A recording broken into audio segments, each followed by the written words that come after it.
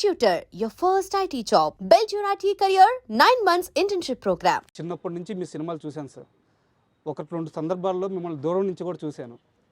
ఇలా మీ పక్కన మీ ముందు కూర్చొని మిమ్మల్ని ఇంటర్వ్యూ చేయడం చాలా ఆనందంగా కొంచెం గర్వంగా కూడా ఫీల్ అవుతున్నాను. ఈ అవకాశం ఇచ్చినందుకు చాలా thanks sir. Thank you sir. And అలాగే ఇంటర్వ్యూలోకి వెళ్ళే ముందు ఇందాక నేను ఒక మాట మాట్లాడాను, సినీ జగత్తుకి ఆయనే శ్రీనివాసుడు అని చెప్పి.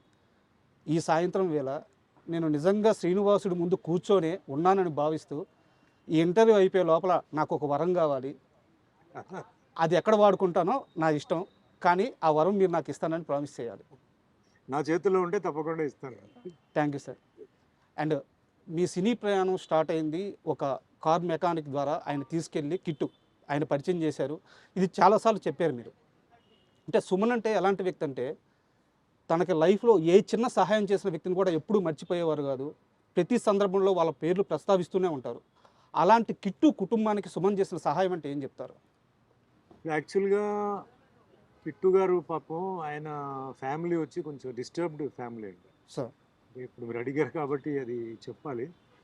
సో తను ఏంటంటే తను సినిమా ప్రపంచం, ఆయన ట్రావెల్స్, తర్వాత ఆయన లైఫే వేరే. ఆయన మొత్తం బెంగళూరులో యాక్చువల్లీ మాకు కూడా పెద్ద కనెక్షన్ లేదు ఫ్యామిలీతో. సార్ ఆయన ఎంతసేపు సినిమా వాళ్ళతోనే, అంటే ఈ కార్లు పంపడం, సినిమా వాళ్ళ ఫ్యామిలీస్కి హెల్ప్ చేయడం, సినిమా వాళ్ళ ఫ్యామిలీస్కి ఏమైనా రియల్ ఎస్టేట్లో ఇక్కడ స్థలం ఉంది అక్కడ స్థలం, అంటే డబ్బు కోసం కాదు, వాళ్ళ డబ్బుని జాగ్రత్తగా వాళ్ళు ఇన్వెస్ట్ చేయాలి అని చెప్పి చెప్తున్న వ్యక్తి. ఓకే, ఆ టైప్ వ్యక్తి. తర్వాత ఫంక్షన్కి ఇది మిస్ అయిపోతే ఇంకా కారే ఆయనకి ప్రపంచం. కారు ట్రావెల్స్ అని తప్ప పెద్ద ఏమి లేదు. సార్ అయితే నాకు అంటే నా ఎంట్రీ నుంచి అదే ఆయనే కదా మొత్తం చేసింది. సో ఎప్పుడు నేను ఆయన ఫ్యామిలీ గురించి కానీ ఆయన ఏ విషయాలు అడగలేదు. బట్ తర్వాత ఎప్పుడైతే ఆయన లాస్ట్ డేలో చనిపోయినప్పుడు అప్పుడు ఆయన ఫ్యామిలీ వాళ్ళు బెంగళూరు నుంచి వాళ్ళు రావడం, కలవడం, అప్పుడే నాకు తెలిసింది. ఎక్కువ మాకు ఎవరికి సినిమా వాళ్ళకి ఎక్కువ పరిచయం లేదు కాబట్టి వాళ్ళు కూడా మాతో ఎక్కువ పెద్దగా ఇది కనెక్షన్ పెట్టుకోలే. సార్ వచ్చారు, మాట్లాడారు, అంత ఆ సిచ్యువేషన్లో డిస్కస్ చేయాల్సిన ఒక టాపిక్ కాదు. తర్వాత అంటే ఆయన లాస్ట్ డేస్ చెన్నైలో జరిగింది. సో తర్వాత ఇక్కడ మళ్ళీ వచ్చేసాం అనమాట. సో దాంతో ఏంటంటే మాకు ఎక్కువ ఏమి తెలియదండి అసలు మ్యాటరు, వాళ్ళ ఫ్యామిలీ బ్యాక్గ్రౌండ్ గురించి కానీ. అంటే నేను పర్సనల్గా జనరల్గా ఎవరు పర్సనల్ మ్యాటర్స్కి వెళ్ళను. అంటే వాళ్ళ ఫ్యామిలీ ఎక్కడ ఉంది అదే వాళ్ళుగా చెప్తే ఓకే, కానీ పర్సనల్ మ్యాటర్స్లో నేను ఎప్పుడు ఇంటర్ఫియర్ చేయడం నాకు ఇష్టం లేదన్నమాట. అంటే ఈ క్వశ్చన్ అడగడానికి కారణం ఏంటంటే సార్, మీరు చాలా ఇంటర్వ్యూలో కిట్టు నా గాడ్ ఫాదరు, ఆయన ద్వారానే ఇండస్ట్రీలోకి వచ్చానని చెప్పారు. సో తర్వాత కిట్టు ఏమయ్యారు అనేది చాలా మందికి తెలియదు. అవునవును. సో అందుకని ఈ క్వశ్చన్ అడిగాను. ఇప్పుడు చనిపోయి ఆల్మోస్ట్ 10 years పైన అయిపోయింది సార్. 10 years 12 years అయిపోయింది సార్. ఎందుకంటే సుమన్ అంటే మాకందరికీ ఒక నిధిలాగా అనమాట. ఇలాంటి ఒక నిధిని ఇండస్ట్రీకి ఇచ్చిన మనిషి గురించి ప్రస్తావించి ఇంటర్వ్యూ స్టార్ట్ చేద్దాం అనుకున్నాను. అండ్ మీ కెరీర్ విషయానికి వస్తే సార్, ఫస్ట్ మూవీ నా తమిళ్లో నేమ్ ఏదే స్విమ్మింగ్ పూల్ అని ఏదో పేరు వస్తుంది తెలుగులో. ఫస్ట్ సినిమాలోనే ఫైటర్కి ఒక 5-6 పుల్లు రాలగొట్టారంట.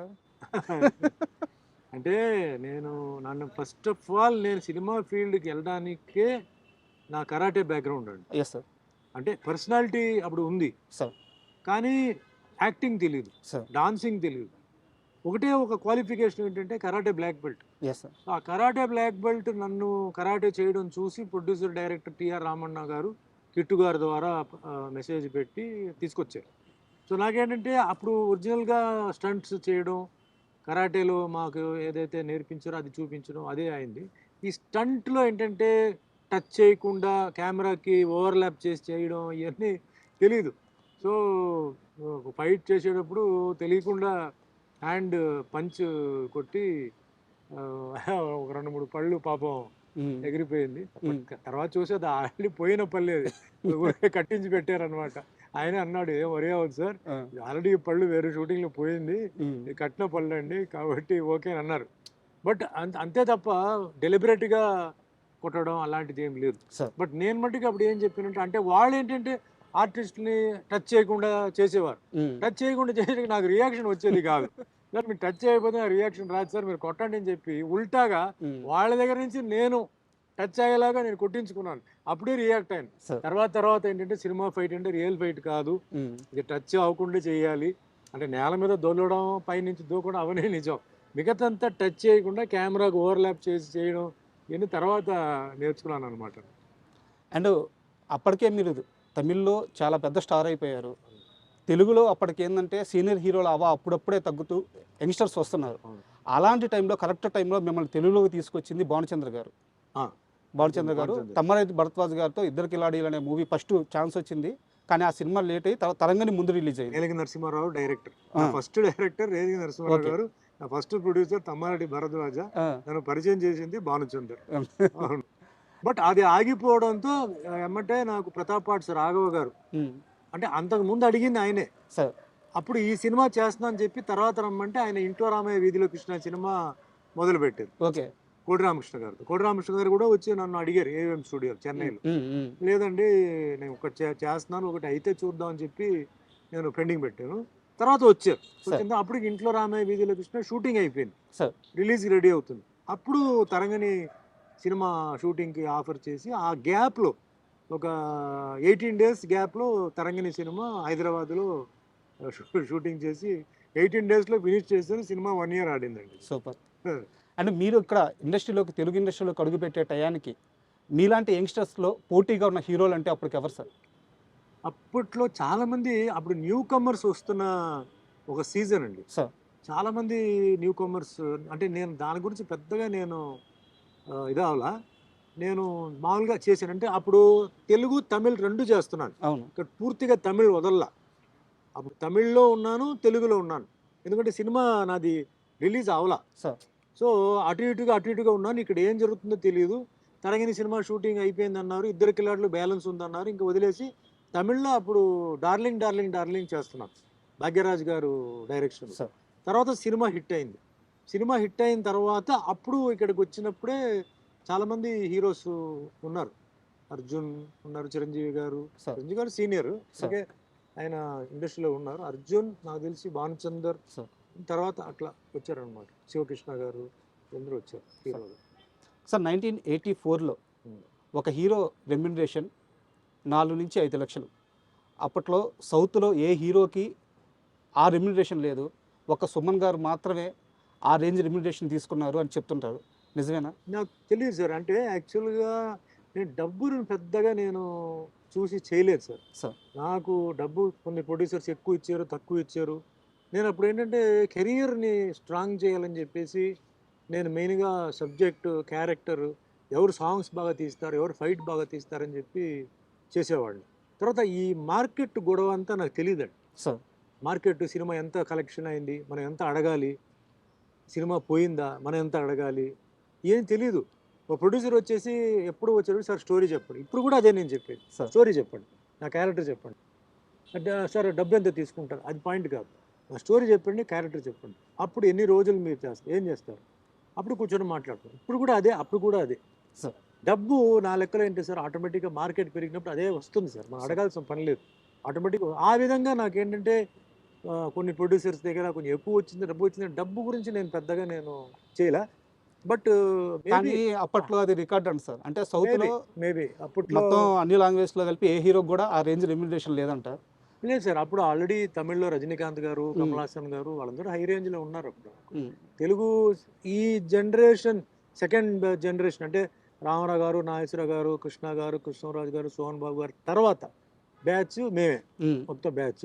మరి ఆ బ్యాచ్ల్లో మేబీ నేను హై రెన్యుమరేషన్ నాకు ఎప్పుడు సుమన్ రెన్యుమరేషన్ డిమాండ్ చేసాడని ఎప్పుడు కంప్లైంట్ రాలేదు, ఎక్కడ రాలే. దానికి కూడా నా దగ్గర ఒక క్వశ్చన్ ఉంది సార్. ఈ మధ్య మీరు ఒక ఇంటర్వ్యూలో మాట్లాడుతూ 99 సినిమాలు అయినాయి, 100వ సినిమా కావట్లేదు, అంటే సినిమాలు చేస్తున్నా, నేను హీరోగా ఆ 100 సినిమా పూర్తయితే చేద్దామని చెప్పి కొన్ని రోజులు వెయిట్ చేశాను. కరెక్ట్గా అలాంటి సమయానికి సత్యనారాయణ, అది పేరు నాకు గుర్తు రావట్లేదు, మీ 100వ సినిమా, ఆ సినిమా ఛాన్స్ వచ్చింది. ఫస్ట్ వాళ్ళు ఏం చెప్పారంటే మామూలు ఆర్టిస్ట్, క్యారెక్టర్ ఆర్టిస్ట్ లాగే నేను అక్కడికి వెళ్ళాను. తీరా అక్కడికి వెళ్ళిన తరువాత తెలిసింది నా మీదే 4 పాటలు ఉన్నాయి, నేనే ఆ cinema hero, full length character నాదే అని చెప్పి అక్కడికి వెళ్ళి నాకు తెలిసింది. చాలా హ్యాపీగా ఫీల్ అయ్యాను, 100వ సినిమా ఫినిష్ చేశానని చెప్పి మీరు ఒక ఇంటర్వ్యూలో చెప్పారు. ఇక్కడ నా క్వశ్చన్ ఏంటంటే, క్యారెక్టర్ ఆర్టిస్ట్గా ఒక రెమ్యునరేషన్ ఉంటుంది సార్, హీరోగా అయితే ఆ రెమ్యునరేషన్ మారుద్ది. మీరు అక్కడ కూడా ఏం నన్ను క్యారెక్టర్ ఆర్టిస్ట్ అనుకున్నాను, ఇప్పుడు నన్ను హీరోని అంటున్నారు, నా రెమ్యునరేషన్ పెంచండి, ఇలాంటి డిమాండ్ ఏం చేయలేదా? సినిమా ఫీల్డ్లో ఉండడానికి కొన్ని సూత్రాలు ఉన్నాయి, కొన్ని సీక్రెట్స్ ఉన్నాయి. సార్ ఫస్ట్ థింగ్ ఏంటంటే you have to be destined. Sir నీ తలరాతిలో రాసి ఉంటేనే నువ్వు సినిమా ఫీల్డ్లో ఉండగలుగుతావు. సార్ డామినేట్ చేసేది అది రెండోది, పొజిషన్ అనేది మూడోది. సార్ ఇవన్నీ గ్రేడ్స్ ఉన్నాయి. కానీ ఇండస్ట్రీలో ఉండాలంటే నీ తలరాతో చేతిరాతో ఉంటే తప్ప నువ్వు ఉండలేవు, ఒకటి. సెకండ్ థింగ్, నువ్వు అందరితో డార్లింగ్గా ఉండాలంటే ఫస్ట్ థింగ్ ఏంటంటే సెట్లో అందరితో మంచిగా ఉండాలి, ఫ్రెండ్లీగా ఉండాలి. సార్ గర్వం, సక్సెస్ వచ్చినప్పుడు గర్వం, తర్వాత అహంకారం అవన్నీ లేకుండా ఎంత లో ప్రొఫైల్ వెళ్తే అంత మంచిది. ఆర్టిస్టులే కాదు, టెక్నీషియన్స్ని కూడా నువ్వు నవ్వుతూ మాట్లాడుతూ ప్రేమించి మర్యాద అంటే ఇస్తుంటే, ఇదన్నీ ఏంటంటే connections, is are all wires to connect to longevity అని చెప్పి నాకు మెసేజ్ చేయాలి. అని ఎప్పుడు రెన్యుమరేషన్ అడగొద్దు. ఓకే నీ రెన్యుమరేషన్ ఆటోమేటిక్గా నీకు వస్తాయి. నీ రేట్ ఇంత, నాకు ఇంత అంత వెళ్ళు మార్కెట్లో. ఎందుకంటే నీ సినిమా కొన్నవాడు ముందు బాగుపడాలి. నీ ప్రొడ్యూసర్ ముందు ఏంటంటే అమ్మయ్య నేను సుమన్తో చేస్తే నాకు డబ్బు మిగిలింది అని ఫీలింగ్ రావాలి. డైరెక్టర్ అన్నవాడు సుమన్ వస్తే నాకు టెన్షన్ లేదయ్యా, చెప్పింది చేస్తాడు వెళ్ళిపోతాడు, చెప్పిన డేట్ ప్రకారం వస్తాడు పోతాడు. ఇలాంటిదని నువ్వు సంపాదించుకోవాలి. ఎప్పుడు ఈ రూల్స్ పెట్టుకొని చెప్పాడండి ఫస్ట్ నా టిఆర్ రామన్న గారు. ఈరోజు కూడా నేను అదే పాటిస్తున్నాను. 47 years in a field is not a joke అండి. Yes sir so many generations, అవును so many challenges, so many competition, not one language, 11 languages. Sir ఇదే సూత్రాలు నేను పాటిస్తున్నాను. నా క్యారెక్టర్ ఐఎమ్ వెరీ స్ట్రిక్ట్. నా క్యారెక్టర్ ఏంటి, నా కాస్ట్యూమ్ ఏంటి, నా పెర్ఫార్మెన్స్ ఏంటి, గెటప్ ఏంటి, no vulgarity, no sex, sir no anti patriotism, దేశానికి విరుద్ధంగా మాట్లాడటం, సార్ కులం, మతం. ఎంత డబ్బు ఇచ్చినా నేను చాలా సినిమాలు వదులుకున్నాను. ఎంత డబ్బు ఇచ్చినప్పుడు డబుల్ మీనింగ్ డైలాగులు, సెక్స్ డైలాగులు, ఈ డైలాగులు మానేశాను. ఖాళీగా ఉన్నాను ఇంట్లో. సార్ సుమన్ కొన్ని రోజుల్లో ఖాళీగా ఉన్నాడని కారణం ఏంటంటే అప్పుడు ఆ సీజన్ జరుగుతుంది. ఓకే డబుల్ మీనింగ్ డైలాగ్స్తో సినిమా, కామెడీ గీమిడీ అన్నది నేను పోలా. అప్పటికే అన్నమయ్య సినిమా చేయలా. సార్ అప్పుడుగా మామూలు సుమన్ హీరో. సార్ నేను ఎందుకంటే నేను చాలా కష్టపడి ఒక ఇమేజ్ని సంపాదించుకున్నాను సార్. నాకు ఎవరు బ్యాకింగ్ లేదు. నేను సినిమా ఫీల్డ్కి సంబంధించిన వాడు కాదు. యాక్టింగ్ తెలియదు, ఏమీ తెలియదు. మొత్తానికి భగవంతుడు తీసుకొచ్చి పెట్టాడు. తర్వాత నాకు తెలిసిన విషయం ఏంటంటే ఒక శ్రీనివాసుడు క్యారెక్టర్ చేయడానికి పైనుంచి ఆయన నన్ను సృష్టించాడు, నన్ను చేయించాడు అని చెప్పి తర్వాత తెలిసింది నా బుర్రకి. అప్పుడు దాకా నాకు తెలియదు. సార్ సుమన్ ఎందుకు వచ్చాడు ఒక ఫీలింగ్ వస్తే, ఒక శ్రీనివాసుడు క్యారెక్టర్ చేయడానికి ఆ శ్రీనివాసుడు నువ్వే క్యారెక్టర్ నా సినిమా చేయడానికి అని చెప్పేసి నాకు ఆ లైన్ నాకు ఇచ్చి నన్ను తయారు చేసి, ఎందుకంటే ఆ క్యారెక్టర్ చేయడానికి కేవలం మేకప్ వేయడం, పూసుకోవడం, చేయడం కాదండి. ఎంతో త్యాగం చేశారు. కాళ్ళకు చెప్పులు వేయలేదు. 8 నెలలు నేల మీద పడుకున్నారు. 8 నెలలు ఉదయం 3 గంటలకు లేచి 5 గంటలకి అన్నపూర్ణ స్టూడియోలో మేకప్ వేసి ఇట్స్ ఆన్ రికార్డ్. సార్ చలి, ఎండ అన్నిటికీ చేశాను. సరే ఇవన్నీ పక్కన పెట్టండి. ఆ సినిమా రిలీజ్ అయిన తర్వాత పెద్ద హిట్ అయిన తర్వాత president of India Shankar Dayal Sharma గారితో పక్క పక్కనే కూర్చొని సినిమా చూసే భాగ్యం నాకు ఆ దేవుడు ఇచ్చాడు. సో వీటన్నిటికీ అన్ని సంవత్సరాలు నాకు పరీక్ష, అన్ని సంవత్సరాలు నాకు ట్రైనింగ్, అన్ని సంవత్సరాలు ఏంటి ఆ మొహంలో మేకప్ వేసినందుకు మాత్రం కళ రాదు సార్, దేవుడు కళ రాదు. అయ్యో ఆ పవర్ రావాలి, అవును అది పైవాడు ఇవ్వాలి. అది ఇచ్చాడు, చేశాడు. సో నేను ఆ రూట్లో నేను ఎప్పుడూ ఆలోచిస్తుంటానండి. మన చేతిలో ఏమీ లేదు సార్. 300 మంది పైకి ఎక్కారు, 3 నిమిషాల్లో ఎగిరిపోయారు సార్ ఫ్లైట్లో. ఏం గ్యారంటీ ఉందండి? ఇంకో 10 నిమిషాల తర్వాత ఏం జరుగుతుంది ఎవరికి తెలియదు. సో ఎక్కువ నేను ఆశలు పెట్టుకోవడం, ఎక్కువ అది ఇది లేదు. చిన్నప్పటి నుంచి మా అమ్మగారు కూడా చాలా అంటే ఒక ప్రిన్సిపల్గా ఉండేవారు. సో అన్నీ కొంచెం బుద్ధిజము, నా కరాటే స్కూల్లో కూడా బుద్ధిజం గురించి, కర్మ గురించి అవన్నీ, సాంస్క్రిట్లో భగవద్గీత చదివాను. అది పెద్ద నాకు ఒక వరం. లైఫ్ అంటే ఏంటి అని మా అమ్మగారు అంటే నేర్చుకోమని చెప్పింది. సో అట్లా నా లైఫ్ మిగిలిన వాళ్ళలాగా కాదండి. Sir came very hard way. Challenges అందరికీ ఉంటాయి. నేను ఏదో ఒకటే పోరాడేని కాదు. ప్రతి ఒక్కరి ఛాలెంజ్ వేరే వేరే స్టైల్లో ఉంటుంది, వేరే వేరే ప్రశ్నలు ఉంటాయి. అంటారు కదా, never copy the neighbours answer paper. అప్పుడు ఆయన క్వశ్చన్స్ ఆర్ వాళ్ళ లైఫ్ వేరే. Comparison, no comparison. నేను ఎప్పుడు నాతో పాటు కాదు, నా కింద ఉన్న వాళ్ళతో కంపేర్ చేస్తాను. భగవంతుడు నాకు ఇది ఇచ్చాడు, ఇది మనం కాపాడుకోవాలి. ఎవడేం చెప్పినా నాకు అనవసరం. నేను చేసేది రైటా రాంగా సార్. తర్వాత ఎవరినైనా నేను ఒకవేళ ఏదైనా అనేస్తే తర్వాత వెళ్ళిపోయి నేను క్షమాపణ అడిగితే అనలా. ఒకవేళ అని ఉంటే నాకు అనిపించింది ఇట్లా, సారీ మా ఏదో మూడ్లో అలా చెప్పాను, వేరేం కాదని చెప్పి నేను క్షమాపణ, నాకన్నా కింద స్థాయిలో ఉన్నవాడు కూడా నేను క్షమాపణ అడిగిన రోజులు ఉన్నాయి. ఇవన్నీ ఏంటంటే లైఫ్లో నాకు ఎక్స్పీరియన్స్తో, మా అమ్మగారిది, మాకు కొంచెం ఇలా ఫిలాసఫికల్గా కొన్ని టీచర్స్, వాళ్ళతో నేను నేర్చుకుని అంటే టైం ఇది వేరే అంతేకాదు, నేను టైంని 200% నమ్ముతున్నాను సార్. టైంని మీ కష్టాన్ని sir it is time sir. Next మన కష్టం సార్. కష్టపడింది ఎప్పటికీ పోదు సార్. సార్. అది ఏదో ఒక టైంలో మనకు ఆ ఫలితాలు వస్తాయి సార్. అండ్ యాక్చువల్గా నా క్వశ్చనరీలో లేదు, మీరు భగవద్గీత టాపిక్ తెచ్చారు కాబట్టి నేను ఒక క్వశ్చన్ అడుగుతున్నాను. ఇప్పుడున్న యంగ్స్టర్స్ ఎవరైతే ఉన్నారో ఈ తరం పిల్లలు భగవద్గీత చదవడం కాదు కదా, కంటితో కూడా చూడట్లేదు, తల్లిదండ్రులు నేర్పించట్లేదు, పాఠశాలల్లో కానీ కాలేజీల్లో కానీ పాఠ్యాంశంగా కూడా లేదు. ఒక మనిషి జీవితం మొత్తానికి అవసరమైన సారాంశం ఉన్న పుస్తకం దేవుడి గదిలో ఒక మూలన ఉండిపోతుంది. ఈ తరానికి ఏం చెప్తారు సార్ భగవద్గీత? లైఫ్ అంటే ఇది మెచ్యూరిటీ, ఎక్స్పీరియన్స్ అంటారు సార్. రెండు విషయాలు ఉన్నాయి. చాలామంది కన్ఫ్యూజ్ అవుతారు. మెచ్యూరిటీ ఏజ్తో వస్తుంది సార్, ఎక్స్పీరియన్స్కి ఏజ్ అవసరంలా. చిన్న వయసులోనే మెచ్యూరిటీ అంటే చిన్న వయసులోనే ఘటనలు సంఘటనలు జరగడం అది ఎక్స్పీరియన్స్ అవుతుంది. కొందరికి చిన్న వయసులోనే కొన్ని ఎక్స్పీరియన్స్ రావడంతో లైఫ్ని అప్పుడే వాళ్ళు నేర్చుకుంటున్నారు. వాళ్ళు వాట్ ఈజ్ లైఫ్ వాళ్ళకి తెలుసు. సో లైఫ్ను వాళ్ళు నేర్చుకుంటున్నారు. కొందరికి ఏంటంటే టైం పడుతుంది. కొందరికి ఏంటంటే కొంచెం సుఖం ఉండడంతో వాళ్ళకి కష్టాలు ఏమిటో తెలియదు. సో కొందరు ఏంటంటే కష్టాలు చూసి లైఫ్ని ఎక్స్పీరియన్స్ చేసి వాళ్ళు బ్యాలెన్స్డ్గా ఉంటారు. ముఖ్యంగా బాగా కోటీశ్వరులు పిల్లలు ఉంటారు. వాళ్ళకి ఎప్పుడూ తల్లిదండ్రులు ఏంటంటే కష్టాలు ఏమిటో వాళ్ళకి చూపించలేదు, కష్టాలు ఏమిటో చెప్పలా, కాబట్టి తెలియదు వాళ్ళకి. సడన్గా ఒక ప్లేస్లో వాళ్ళకి ఒక డౌన్ఫాల్, సడన్గా ఒక ప్లేస్లో ఏదైనా జరిగిందంటే అప్పుడు ఆ కష్టం తెలుస్తుంది. అప్పుడు ఇట్స్ టూ లేట్. తర్వాత అడ్వైజ్ మీరు ఎవరు ఇచ్చేదండి లైఫ్లో? Who is the person to give you advice అండి? వాళ్ళకి ఏ ఎక్స్పీరియన్స్ ఉందండి? వాళ్ళకి 200% ఎక్స్పీరియన్స్ ఉందా? వాళ్ళకు ఉన్న ఎక్స్పీరియన్స్తో మీకు వాళ్ళు అడ్వైస్ చేస్తారు. ప్రపంచంలో ఉన్న మొత్తం ఎక్స్పీరియన్స్ వాళ్ళకి లేదు, నాలెడ్జ్ వాళ్ళకి లేదు. భగవద్గీతలో మొత్తం ఉందండి. భగవద్గీతలో మనం కూర్చొని మనం అంటే సాంస్క్రిట్ చదవకరా, ఇంగ్లీష్ కూడా ఉంది. ఒక ఏజ్ వచ్చిన తర్వాతనే భగవద్గీత ఏమిటనేది తెలుస్తుంది సార్. చిన్న వయసులో వాళ్ళకి తెలియదు సార్. చిన్న వయసులో అది అలా జరిగి ఉండేది, ఇలా జరిగింది, అది ఇది అంటారు, తెలియదు. That is immaturity. But maturity వచ్చినప్పుడు వాళ్ళు ఎవరిని అడిగితే మన కరెక్ట్ అడ్వైస్ ఇస్తారు. లాయరా, జడ్జా కాదు, వాళ్ళు ఇస్తారు. వాళ్ళు ఇచ్చే ఇదంటే బుక్ నాలెడ్జ్ ఉంటుంది, కొంచెం ప్రాక్టికల్ నాలెడ్జ్ ఉంటుంది. బట్ ప్రపంచంలో ఉంటున్న ఒక అడ్వైజర్, బెస్ట్ అడ్వైజ్ ఎవరంటే భగవద్గీత. అదేదో హిందూ రిలీజన్ అని కాదండి. Bhagavad Gita can be studied by a Muslim, by a Christian, by a Buddhist, by a Sikh, by a Jain, anybody. It is a book of knowledge of how to live life. నా ఎక్స్పీరియన్స్తో నేను చెప్తున్నా. చిన్నప్పుడు మా అమ్మగారు నేర్పించారు. ఎందుకురా మాకు భగవద్గీత ఎందుకు, ఇదేంటిది అన్నాను.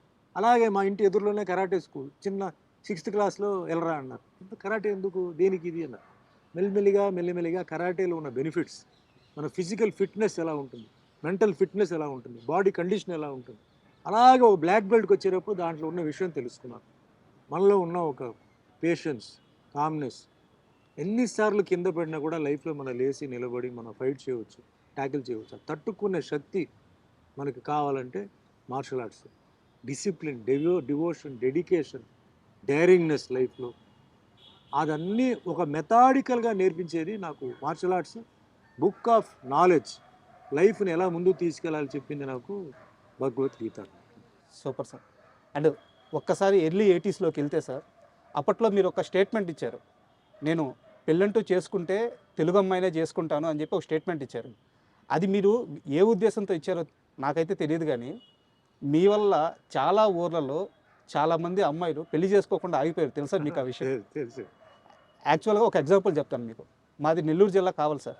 అక్కడ ఓల్డ్ టౌన్ అని ఒక ఏరియా ఉంటుంది, పాతూరు ఒక ఏరియా ఉంటుంది. అక్కడ ఒక లేడీ, అంటే మేము చిన్నపిల్లలుగా ఉన్నప్పుడు ఆమె 30 ఏజ్, మేబీ 28 ఆ ఏజ్ ఉండొచ్చు.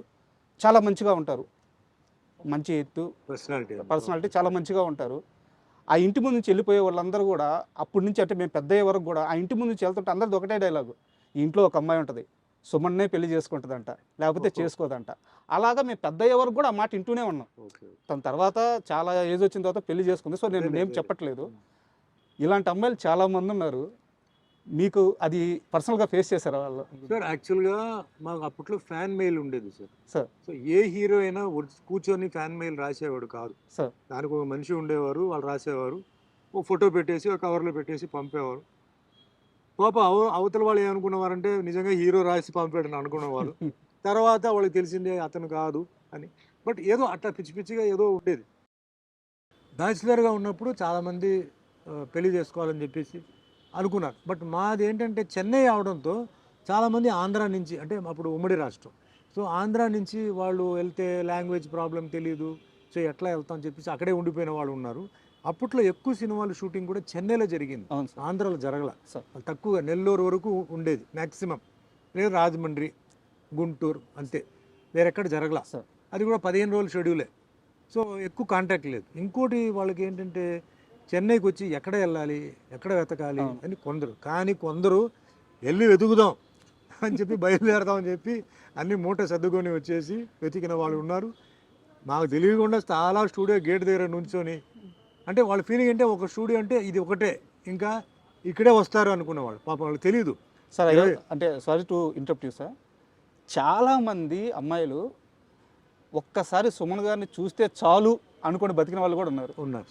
ఇప్పుడు కూడా సార్. అంటే నేను గొప్పగా చెప్పట్లేదు, ఇప్పుడు ఇప్పుడు చాలా ఎక్కువ లొకేషన్స్కి మనం వెళ్తున్నాం సార్. కొంచెం ఫారెస్ట్ లొకేషన్స్, విలేజ్ అని వెళ్తున్నాం కదా.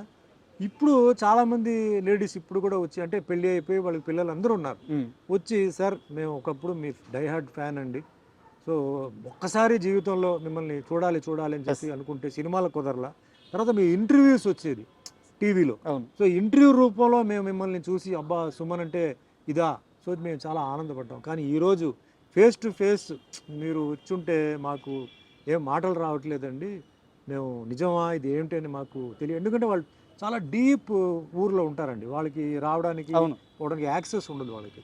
సో అట్లా ఇప్పుడు కూడా వచ్చి ఫీల్ అయ్యి చెప్పేవాళ్ళు ఉన్నారు. సో చెప్పి పాపం అంటే ఒక మంచి ఉద్దేశంతోనే, మా పెళ్ళి అయిపోయి మా పిల్లలు, మా ఫ్యామిలీ, మా హస్బెండ్ ఇలా చెప్పి వాళ్ళు ఒక మంచి ఒక సార్ ఫ్యానే కదా సార్, ఇప్పటికీ ఫ్యానే సార్, అది ఏదైనా ఫ్యాన్, మేల్ ఆర్ ఫీమేల్, అవును వైస్ వర్సా. అవును, ఇప్పుడు ఫీమేల్స్ ఎట్లా ఉన్నారో అలాగే మేల్స్ కూడా ఫీమేల్ హీరోయిన్కి అట్లా ఫ్యాన్ అయిపోయి, ఇప్పుడు చాలామంది హీరోయిన్స్కి ఇది అయిపోయి అట్లా ఉన్న వాళ్ళు కూడా ఉన్నారు. ఇది అంటే ఇది ఇండస్ట్రీ అంతే సార్, ఇది మనం తప్పదు, ఈ ఒక్క ఇండస్ట్రీలోనే ఉంది అది. నెక్స్ట్ స్పోర్ట్స్లో ఉంది, మళ్ళీ మంచి స్పోర్ట్స్ మ్యాన్ అయితే పెళ్లి చేసుకోవాలని అమ్మాయిలు మీరు చూస్తుంటారు, మంచి స్పోర్ట్స్ కాంపిటీషన్ జరిగేటప్పుడు గర్ల్స్ వస్తారు ప్రపోజ్ చేయడం, బ్యాచులర్గా ఉంటే వస్తారు. ఐ థింక్ అది అంతే, వేరే దేంట్లో లేదు ఇంత క్రేజ్, వేరే దాంట్లో లేదు. అఫ్కోర్స్ బిజినెస్ అయితే అది వేరే అనుకోండి. బట్ ఒక serious question sir, hero Rajasekhar గారితో మీ అనుబంధం ఇప్పుడు ఎలా ఉంది? బాగానే ఉందండి, గుడ్ ఫ్రెండ్స్ అండి. మొన్న కూడా రీసెంట్గా నేను ఏదో ఫంక్షన్లో కలిశాను, జీవిత గారు వచ్చారు, కలిశాను, మాట్లాడాను. వీఆర్ గుడ్ ఫ్రెండ్స్ అండి, మాకేమీ ఫీలింగ్స్ అంటూ ఏం లేదు. గతంలో సాయి కుమార్ గారి వాయిస్ కోసం హీరో సుమన్, హీరో రాజశేఖర్ ఇద్దరు గొడవ పడ్డారు, సాయి కుమార్ గారిని మధ్యలో ఇబ్బంది పెట్టారు. ఆ గొడవ చాలా దూరం వెళ్ళిపోయి సుమను రాజశేఖరు మాట్లాడుకోని రోజులు కూడా ఉన్నాయి. ఒక వార్త ఇలా నడుస్తూ ఉంది సార్ చాలా సంవత్సరాల నుంచి. లేదు, నాకు వాస్తవానికి సాయి పాపులర్ అయింది నా వల్లనే సార్. ఆయన వాయిస్ ఇచ్చేటప్పుడు తమిళ డబ్బింగ్కి ఎవరెవరికో ఇచ్చేవారు, బట్ పాపులారిటీ వచ్చింది నా వల్లనే సార్. నా సినిమాలు తర్వాత పికప్ అయ్యి ప్రతి సినిమాకి సాయి కుమార్, తర్వాత సాయి కుమార్ రాజశేఖర్కి, ఎప్పుడైతే రాజశేఖర్ వచ్చారో రాజశేఖర్కి చెప్పాడు. దాని తర్వాత ఏమైందంటే ఆయన హీరోగా పోలీస్ స్టోరీ కన్నడ సినిమాలు అవడంతో డబ్బింగ్లు తగ్గించేసాడు ఆటోమేటిక్గా. నాకు ఫోన్ చేసి భయ్యా నేను చెప్పలేకపోతున్నాను, ఎందుకంటే నాకు ఇట్లా షూటింగ్స్ అన్నీ వచ్చేసింది, సో ఇంకా మీరు ఎవరైనా చూసుకొని చెప్పేసరికి నేను ఒకటే చెప్పాను, సాయి ఇప్పుడు నేను నీతో మాట్లాడేది తెలుగే, తమిళ్ కాదు, సో నాకు ఆ భయం లేదు, నాకు నేను ఐ కెన్ మేనేజ్, నేను చేసుకోవచ్చు. ఇప్పుడు it's up to the producer, అంటే క్యారెక్టర్ని బట్టి, టోన్ని బట్టి. ఇప్పుడు ఫర్ ఎగ్జాంపుల్ అన్నమయ్య ఉందండి, అన్నమయ్య సినిమాకి బాలుగారు మాట్లాడారు, ఎందుకంటే అటు పద్యాలు ఉన్నాయి. అవును, ఇట్లా కొంత డైరెక్టర్స్కి కొన్ని బ్రెయిన్లో కొన్ని ఉంటాయి, వాయిస్, ఆ క్యారెక్టర్, ఆ హెవీనెస్. సో నన్ను మాట్లాడమంటే నేను డెఫినెట్గా నేను మాట్లాడవచ్చు. అండ్ నాకు అంటే మాట్లాడితే ఏంటంటే అవార్డు వస్తుంది ఆ పిచ్చి నాకు లేదు. నాకు అవార్డు ఆల్రెడీ నాకు భగవంతుడు ఇచ్చేసారు ఈ ఇండస్ట్రీలో, ఇంకా అది కావాలని చెప్పి అట్లేం కాదు. బట్ సుమన్ మాట్లాడితే బాగుంటుంది, సుమన్ మాట్లాడితే ఆయన టేక్లో ఎలా మాట్లాడారో ఆ విధంగా ఉంటుంది, ఎస్పెషల్లీ ఇంగ్లీష్ వర్డ్స్ మిక్స్ అయ్యేటప్పటికి అన్నప్పుడు నేను చెప్తున్నాను. కొందరేమో లేదు సార్ వాయిస్ సాఫ్ట్గా ఉంది, కొంచెం దీనికి బేస్ వాయిస్ కావాలి సార్, మీరు చెప్పుకోండి అంటున్నారు. సో నాకు మైండ్ ఆ సైడ్లో పోవట్లేదండి, ఇది నా వాయిస్ ఇలా ఉండాలి, అలా ఉండాలి, ఇలా ఉండాలి, అలా కాదు. సో ఎప్పుడు నాకు రాజశేఖర్ గారికి అలాంటిది ఏం లేదు సార్, ఏదో అనుకోవడం తప్ప లేదు.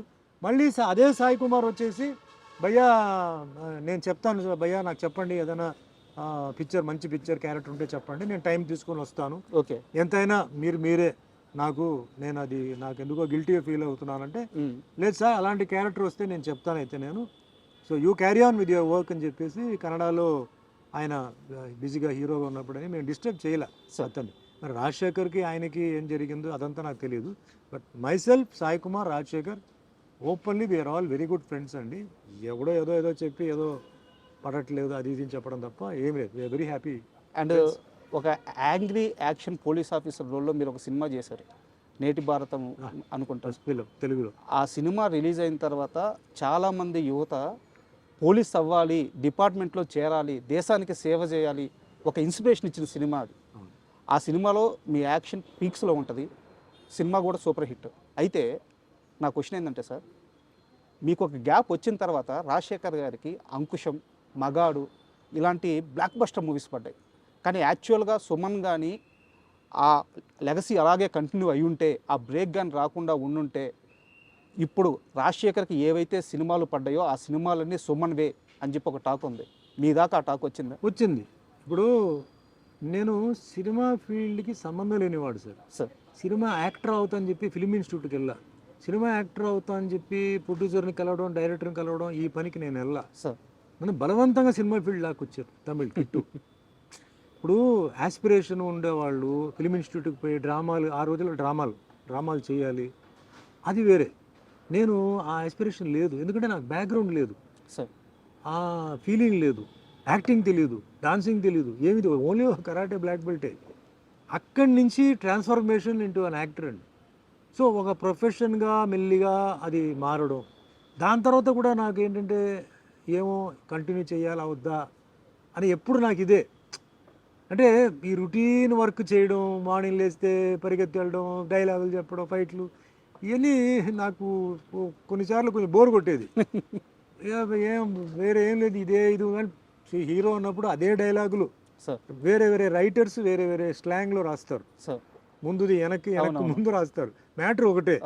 సో అట్లా కొన్నిసార్లు వచ్చింది. తర్వాత ఆఫ్టర్ 10 years తర్వాత స్టాప్ చేద్దాం అనేసరికి 10 సినిమాలు రావడం, ప్రెషర్తో ఒప్పుకోవడం, అట్లాగా నాకు 47 years నాకు కంప్లీట్ అయిపోయింది. అంతేగాని నెంబర్ 1 అయిపోవాలి, వాడు వస్తే నేను వదలకూడదు, లేకపోతే వాడెట్లా ఓవర్టేక్ చేస్తాడు అనేది నేను ఎప్పుడు అనుకోలేదు. బట్ అప్పుడు టాక్ ఏంటంటే ఈ సినిమా సుమన్ చేయాల్సింది, రాజశేఖర్ చేస్తున్నాడు, ఈ సినిమా సుమన్కి అట్లా టాక్ ఒకటి వచ్చింది. బట్ నేను దాని గురించి పెద్ద, ఎందుకంటే ఛాలెంజెస్ తర్వాత వస్తూనే ఉంటారు సార్. మనమే ఉండాలి అనుకుంటే ఎట్లా?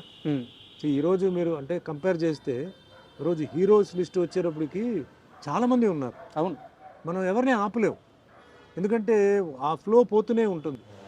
మన లెవెల్ని, మన స్టాండర్డ్ని ఇంప్రూవైజ్ చేసుకొని బెటర్ క్యారెక్టర్స్తో పోవడం తప్ప మనం వాళ్ళు రాకూడదు అని మనం బాధ పెట్టలేము. సో మనం వాళ్ళు కూడా ఈయన రాకూడదు అని చెప్పేసి ఆపడానికి లేదు. అంటే లేదు సార్, అంటే సుమన్ అనే వ్యక్తి ఏ రోజు కూడా అలా ఆలోచించిన మనిషి కాదు, అది అందరికీ తెలుసు. కాకపోతే ఇలాంటి ఒక టాక్ ఉందని మీకు చెప్పాలనే ఉద్దేశంతో ఈ క్వశ్చన్ అడిగాను. వచ్చింది, టాక్ వచ్చింది. సో అండ్ మీరు లైఫ్ గురించి, మీ కెరీర్ గురించి మాట్లాడేటప్పుడు చాలా ఎక్కువ సార్లు దేవుడి ప్రస్తావన తీసుకొని వస్తారు. సో దేవుడిని మీరు చాలా బలంగా నమ్ముతారు. అయితే ఒక ఇంటర్వ్యూలో మీరు మాట్లాడుతూ నా పైన చేతబడి కూడా జరిగింది అని చెప్పి మీరు అన్నారు. సార్, మీ పైన జరిగిన అక్రమ కేసులు, వాటి గురించి అన్ని వివరాలు అందరికీ తెలుసు. దాని నుంచి మీరు కడిగిన ఒక ముత్యంలాగా ఎలా బయటపడ్డారో కూడా అందరికీ తెలుసు. అయితే ఈ చేతబడి చేపించిన వ్యక్తులు ఎవరు సార్? అది తెలియదండి. ఇప్పుడు కూడా అది చాలా ఇండస్ట్రీలో కూడా ఇప్పుడు కూడా బిజినెస్, ఫిల్మ్ ఇండస్ట్రీ తర్వాత వాటిలంతా ఇప్పుడు జరుగుతూనే ఉన్నాయి ఇప్పటికీ.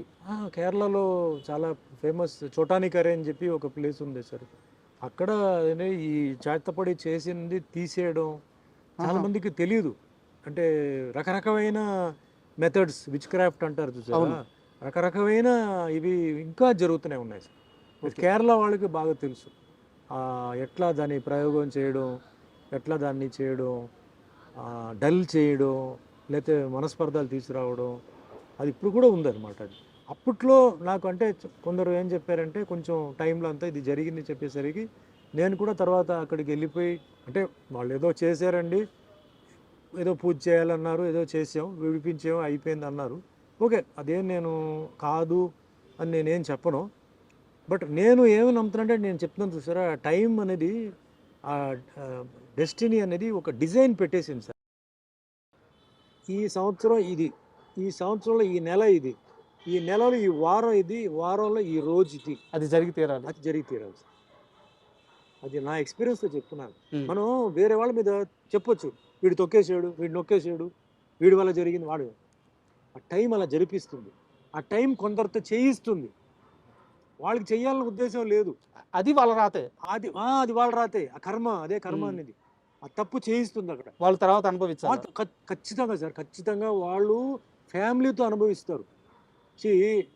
నాకు దెబ్బ తగిలిందంటే నా చేయి నొప్పి అండి, నా ఇంట్లో పిల్లలకు దెబ్బ తగిలితే ఏంటండి, వాళ్ళకన్నా నాకు నొప్పి ఉంటాడు.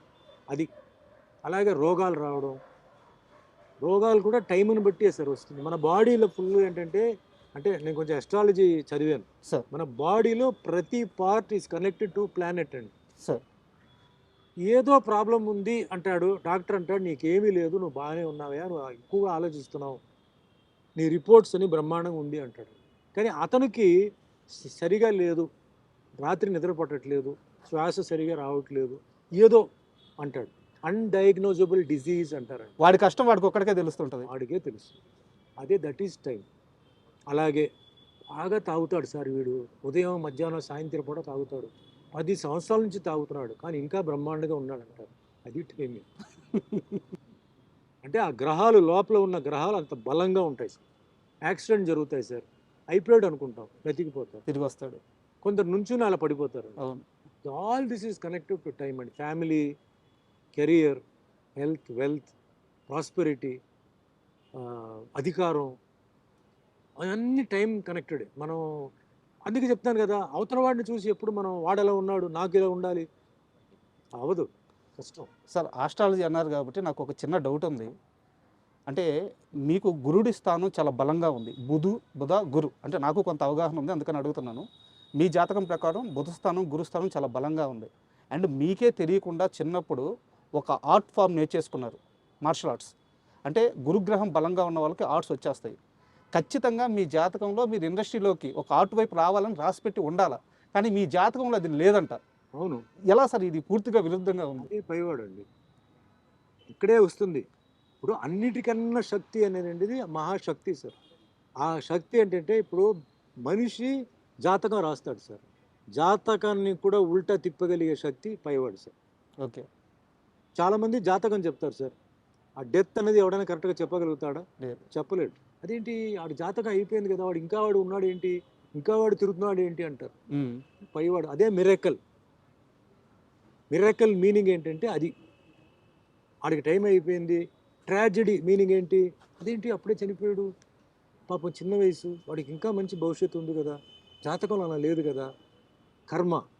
పెళ్ళి అయిన తర్వాత అన్ని జాతకాలు చూసి పెళ్లి చేస్తారు సార్ కదా. అవును. మ్యాచ్ అయిందా లేదా అని. అవును, చాలా ముహూర్తాన్ని బట్టి టైం తాళి కడతారు. అవును. ముహూర్తానికి ఫస్ట్ నైట్ పంపుతారు, అన్నీ పంపుతారండి. ఎందుకు విడిపోతున్నారండి? పెద్ద పెద్ద వాళ్ళు చీప్గా చూడరు కదా జాతకాలు. అవును. పూర్వజన్మ కర్మ, ఆ పూర్వజన్మ కర్మలో బ్యాలెన్స్ ఉంటుంది, అది బెండు తీస్తుంది. ఎట్లా? పిల్లల ద్వారా. ఎవడైతే తప్పు చేశాడో వాడేమనుకుంటాడు, నన్ను ఎవడేం పీకలేడు, నేను అది చేశాను ఇది చేశాను, వాడిని మోసం చేశాను అనుకుంటాడు. కానీ వాడికి ఒక మనసు ఉంటుంది కదా, దానికి ఫీలింగ్ ఉంటుంది కదా, అది ఫీలింగ్ ఇవ్వాలి కదా. ఎవరి ద్వారా? పిల్లల్ని బెండి తీస్తే వాడు ఏడుపుతాడు, లేదా వాడు ఏడవడు. సో కర్మ, ఆ కర్మ సిస్టమ్ అండి. You get what you give అంటారు. You give happiness, you get happiness. You give sorrow, you get sorrow. So ఆ కర్మ సిద్ధాంతం అక్కడ ఏంటంటే, అది బుక్లో ఎంటర్ అయిపోతుంది. మీరు ఏ తప్పు చేసినా అది ఎంటర్ అయిపోతుంది. ఎప్పుడు ఇవ్వాలి, ఏ విధంగా ఇవ్వాలి, ప్లేట్లో ఇవ్వాలా, ఆకులో ఇవ్వాలా, ఎట్లా ఇవ్వాలి అనేది డిసైడ్ చేసి మీ కరెక్ట్ టైంకి పెడుతుందండి. సార్, మీ జైలు జీవితం గురించి, ఆ పరిస్థితుల గురించి మీరు చాలా ఇంటర్వ్యూలో మాట్లాడారు. నేను వాటి లోతుల్లోకి వెళ్ళట్లేదు సార్. ఆ అంశం మీద నాకు 2 క్వశ్చన్లు ఉన్నాయి, ఇప్పటివరకు ఎవరు అడగలేదు. 1985 మే 19 డేట్ తప్పైతే కరెక్టే 19th. ఆ రాత్రి మీ ఇంటికి పోలీసులు వచ్చారు, మిమ్మల్ని తీసుకెళ్లారు, ఒక ఎఫ్ఐఆర్ వేశారు, అక్కడ ఉంచారు. సరే దాని నుంచి మీరు ఒక 6 నెలల తర్వాత బయటపడ్డారు, జైల్లో చాలా కష్టాలు అనుభవించారు, ఇవన్నీ పక్కన పెట్టేద్దాం ఎందుకంటే అందరికీ తెలుసు. కానీ సార్ మీరు జైలుకి వెళ్ళక ముందు ఒక పెద్ద రాజకీయ నాయకుడు, తమిళనాడులో ఒక పెద్ద రాజకీయ నాయకుడు మిమ్మల్ని పిలిచారని, సుమన్ నీ మీద ఇలాంటి ఒక అభియోగాలు నేను వింటున్నాను, నా దాకా వచ్చినాయి, జాగ్రత్తగా వాటన్నిటినీ పక్కకు వచ్చేసి అని అడిగారని, దానికి మీరు నేను ఏ తప్పు చేయలేదు, నాకు సంబంధం లేదు, నాకేం సంబంధం, నాకెందుకు చెప్తున్నారు అని ఆయన నొచ్చుకునేలా సమాధానం చెప్పారని, దానివల్లే మీరు జైలుకి వెళ్ళాల్సి వచ్చిందని నేను ఒక 2 రోజుల్లో అన్ని పాత వార్తలు అన్నీ తెలుసుకొని కాస్త మీ ముందు ఈ క్వశ్చన్ ఉంచుతున్నాను. నిజమా అబద్ధమా? రాంగ్ అండి. Wrong. ఎవరు నన్ను పిలవలేదు, ఎవరు నాతో మాట్లాడలేదు, ఏ పెద్ద రాజకీయ నాయకుడు కూడా నా దగ్గరికి రాలేదు. It was all of a sudden అండి. సుమన్ జైలుకి వెళ్తారని సుమన్కి ముందే తెలుసు కదా? లేదు, తెలియదు. తెలిస్తే మేము జాగ్రత్తలు ఉంటాం. మీ వెనక పోలీసులు పడుతున్నారని, మీ కాల్స్ కానీ మీ మెసేజ్లు కానీ ఎవ్రీథింగ్ పోలీసులు ట్రాక్ చేస్తున్నారని మీకు తెలియదా? అక్కడ మెసేజ్ ఎక్కడ ఉంది ఆ టైంలో? కాల్స్ లేవు. అంటే మా ఐడ్రీమ్కి వచ్చినప్పుడు భానుచంద్ర గారు ఒక మాట చెప్పారు, ఒకరోజు రోడ్డు మీద ఆయన పోతా ఉంటే మీరు ఆల్ ఆఫ్ సడన్గా కార్ వేసుకొని వచ్చేసి, అప్పటికే అది న్యూస్ వచ్చేసిందండి. అది జరిగిన సెకండ్ డే ఏదో నాకు అరెస్ట్ అయింది. ఓకే అంతే. అది ఆయన చేసిన సెకండ్ డేకి నాకు అరెస్ట్ అయింది సార్. అప్పటికి మనకి అంటే మనకు ఉన్న ఒక సర్కిల్ ఉన్నారు కదా, 2-3 days ముందు తెలిసిపోయింది. సర్కిల్ చెప్పారు ఓకే ఇట్లా ఏదో అనుకుంటున్నారు ఇట్లా అన్నప్పుడు, ఇప్పుడు భయపడిపోయి కండిషన్ బెయిల్ తీసి లేకపోతే హై బెయిల్కి పోవడం లేదు. నేను I wanted it, let it come, I was prepared, come what be. ఎందుకంటే అలా చేసినప్పుడు వేరే ఎవడో చేయాలనుకున్న వాడు ఇంకా దారుణంగా ఏదో ఒకటి చేస్తాడు. ఇప్పుడు ఇలా వెళ్ళిపోవడంతో ఏంటంటే వాడి మైండ్లో వేరే ఏదైనా ఉండుంటే అది వెళ్ళిపోయాడు లోపల, అమ్మయ్య నా ఇదే అనుకొని కొంచెం వాడు రిలాక్స్ అవుతాడు. అది అవలేదు అనుకోండి, ఇంకా వేరేదైనా వాడు చేయవచ్చు కదా. సో రాని చూద్దాం, నా టైం ఎలా ఉందో చూద్దాం, ఏం జరుగుతుందో చూద్దాం అని చెప్పి నేను ఐ ఫేస్డ్ ఇట్. నేనేమి పారిపోయి ఎవరి రికమెండేషను లేకపోతే ఎవరిది ప్రెషరు అట్లాంటిది ఏమి నేను ఇది అడాప్ట్ చేయలే. ఇట్స్ మ్యాటర్ ఆఫ్ టైం అండి, అంతే. రకరకంగా న్యూస్ ఉంటుంది అది ఇది అని, బట్ నా లెక్క ప్రకారం అది ఓన్లీ టైం. ఆ టైం వచ్చేటప్పటికి ఎవరో ఒకరు దాన్ని చేయిస్తారు. మంచి చెడు. 6 నెలల జైలు జీవితం అంటే చిన్న విషయం కాదు సార్. ఎందుకంటే 2 రాత్రులు జైల్లో ఉంటేనే మనిషి మానసికంగా కృంగిపోతాడు. పక్కన ఎవరు ఉండరు, అయిన వాళ్ళు ఉండరు, పలకరించే వాళ్ళు ఉండరు. 6 నెలల జైలు జీవితం తర్వాత జైలు నుంచి వచ్చి బయటకు వచ్చిన సుమన్ను చూసి ఈ మనిషి 6 నెలలు జైల్లో ఉన్నాడా, ఏంది ఇంత ఫ్రెష్గా ఉన్నాడు అంటే ఒక మల్లెపువ్వులాగా తిరిగి వచ్చారంట. ఆ 6 నెలల కాలంలో ఫిజికల్గా కానీ మెంటల్గా కానీ మీరు స్ట్రాంగ్గా ఉండడానికి జైల్లో ఏం చేశారు? First point karate sir. Okay, karate నాకు మెయిన్ బేస్. అక్కడ కూడా జైల్లో కూడా కరాటే ఎక్సర్సైజ్ నేను చేసేవాడిని. తర్వాత జైల్లో ఉన్న ఖైదీలు ఎవరైతే ఉన్నారో వాళ్ళని చాలా బాగా చూసుకున్నారు సార్. ఖైదీలా? ఎప్పుడు నేను అందుకే సెక్యులరిజం అనేది నాకు చిన్నప్పుడు సెక్యులరిజం, నేను పుట్టింది హిందూ ఫ్యామిలీ, నా పక్క ఇల్లు ముస్లిమ్స్. మా అమ్మగారు కాలేజ్ ప్రొఫెసర్, ఆవిడ ఊటీకి వెళ్ళేటప్పుడు పక్క ఇల్లు వాళ్ళని చూసుకోమని చెప్పేసి వెళ్ళేవారు. నేను ముస్లిం భోజనాలు వారం రోజులు తినేవాడిని. I studied in a Christian school sir, church Pak అని చెప్పి కాన్వెంట్ అనమాట. సో క్రిస్టియన్ ముస్లిం రెండు అక్కడ వచ్చేసింది. స్కూల్లో నాకు Parsi friends, Buddhist friends, Jain friends ఉండేవారు. సో పక్కా సెక్యులర్ దీంతోనే నేను పెరిగాను. స్కూల్లో కూడా మొత్తం అంటే ఆల్మోస్ట్ ఆల్ కాలేజ్ వచ్చే వరకు సెక్యులరిజమే. జైల్లో వెళ్ళినప్పుడు రకరకమైన మనుషులు ఉన్నారు. తప్పు చేసిన వాళ్ళు ఉన్నారు, పరిస్థితిని బట్టి తప్పు చేయని వాళ్ళు ఉన్నారు. బట్ అందరికీ సింపతి నా మీద, నాకు అలా జరగడంతో అందరూ సింపతిగా ఫీల్ అయ్యి వాళ్ళ భోజనాలు కూడా నాకు సగం వాళ్ళు డైలీ షేర్ చేసేవారు. మీరు తగ్గకూడదు సార్, మీరు ఎలా వచ్చారో బయటికి వెళ్ళినప్పుడు దానికైనా మీరు బెటర్గా వెళ్ళాలని చెప్పి వాళ్ళకి ఇస్తుందే రేషన్ అండి. వాళ్ళకి ఫ్రీ మీల్స్ ఉండదు. అవును. ఆ రేషన్లో కూడా నాకేంటంటే నాకు టిఫిన్ కానీ, మధ్యాహ్నం భోజనం కానీ, నైట్ నాన్ వెజిటేరియన్ అన్ని పెడతారు, వారానికి 3 సార్లు పెడతారు. మీరు తినాలి అని చెప్పి నన్ను చూసుకుంది ఎవరంటే మొత్తం జైల్లో ఉన్నవాళ్ళు. ఎందుకంటే జైలు వాళ్ళు ఎక్స్ట్రా ట్రీట్మెంట్ చేయరండి. పొలిటికల్ ప్రిజనర్ అయితే చేస్తారు, పొలిటికల్ ప్రిజనర్కి చాలా బాగా చూసుకుంటారు. బట్ నార్మల్ పర్సన్ ఎవరైతే రిమాండ్లో వచ్చున్నారో వాళ్ళని మామూలుగానే ట్రీట్ చేస్తారు. నేను బయట రావడానికి ఆ టైంలో మెయిన్ ఎవరంటే జైల్లో ఉన్న జైలు ఇన్మేట్సే. దాంట్లో హిందూ, ముస్లిం, క్రిస్టియన్ అందరూ, అన్ని క్యాస్ట్, అంటే తమిళనాడు అన్ని క్యాస్ట్, అన్ని రకమైన మతాలు, కులాలు ఉన్న వాళ్ళు చూడడంతోనే నేను బయటకు వచ్చినప్పుడు ఎవరు నమ్మలా. ఎవరు ఈయన జైలుకి వెళ్ళింది బ్రహ్మాండంగా ఉన్నాడు, ఈయనకేంటి అబద్ధం చెప్తున్నారు చాలా మంది చెప్పేవారు. సో అవన్నీ భగవంతుడు చూసుకున్నాడు. ప్రాసెస్ ఏంటంటే ఇట్స్ ఎ లెర్నింగ్ ప్రాసెస్. మనం లైఫ్లో ఒక జర్నీ ఏమేమి నేర్చుకోవాలో, ఏ ఏజ్లో నేర్చుకోవాలి, ఎలా నేర్చుకోవాలి అన్నీ నాకు ఆ టైంలో ఒక మంచి ఒక లెసన్ లాగా నాకు వచ్చి ధైర్యం అండి ఫేస్ చేయడానికి ఏదైనా సరే. ఇప్పుడు ఒక లెవెల్లో ఉన్నాం, కిందకి వెళ్ళిపోయాం, ఇప్పుడు ఎలా ఉండాలి, మళ్ళీ పైకి వస్తాం. సో అట్లా బ్యాలెన్సింగ్ ఆఫ్ లైఫ్ నాకు ఇలాంటి జర్నీలో నాకు జరగడంతో ఈరోజు ఏదో డెస్పరేట్ అయిపోవడం, ఉక్కిరి బిక్కిరి అయిపోవడం, డ్రగ్స్కి వెళ్ళిపోవడం never. Drugs never. Because every day will not be same. ఆ అంటారు దెబ్బలు కదా, పడితే కదా సార్ ఈ స్ట్రాంగ్నెస్ వచ్చేది. ఇప్పుడు అంటారు కదా, today is not like yesterday, tomorrow will not be like today. So అది మైండ్లో కొన్ని అలా ఫిక్స్ అయిపోతే మళ్ళీ ఎవడేం పీకలేరు. సార్ 35 సంవత్సరాలుగా ఆ కేసు నుంచి మీరు బయటకు వచ్చేసారు. కానీ 35 సంవత్సరాలుగా ఎక్కడో దగ్గర ఆ ప్రస్తావన వస్తుంది.